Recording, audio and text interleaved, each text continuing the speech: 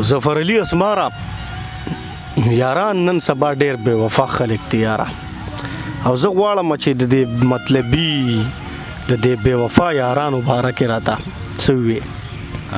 دغه څه وخت وړاندې بلکې ډېر وخت وړاندې غازي ما یو غزل لیکلی و، نو هغې څه شعرونه چې را یادېږي درته وایم چې نمک حرامه او بېکاره یاران، بې مینې وخت بې اعتباره یاران،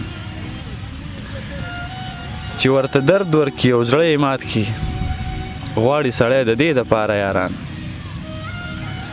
او که یاران داسې وي دا څنګه چې وو، نه غواړم نور پروردګاره یاران. او دغه یو شعر راته پکې یادېږي غازي چې ته لیونی یې چې باور پې کوې، په تا خو ځان ساتي اسماره یاران.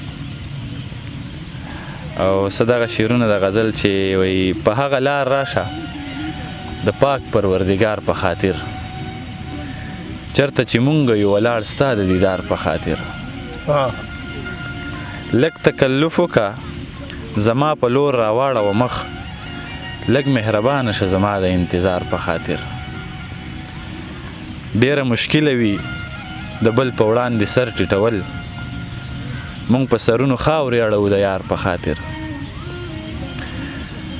د چا خوښ نشي د زرګر په دوکان سره لالونه، څوک وي مشکڼې په تارو پوي د هار په خاطر. نورې د زر خبرې زده دي، زر قصې دي زده دي، ژبه دې ګونګه ده د مینې د اظهار په خاطر. او داسې مرهم مرهم رالګې د زړګي په پرهر، تا ته درګورو د خپل خوږ زړه د قرار په خاطر. او اسماره څو دانې بنګړي د یار خالي لیچو ته، دغه یو دوه تولې رانجې د سینګار په خاطر. دا چې یاران راته په خپله لمن ځای پاکوي، دوی خبر شوي دي چې جیب مې د پیسو ډک دی، او زمانه بار بار تپوس مه کوه چې څنګه یې ته، یعنې در وبجاړم زړه مې د ګیلو ډک دی. بیا دغه یو شعر هم دی غازي وایي نن د سحر نه تر ماښامه غاړو ستړی کړمه، د سپین کاټن د مخې جیب کې مې پیسې ایښې دي.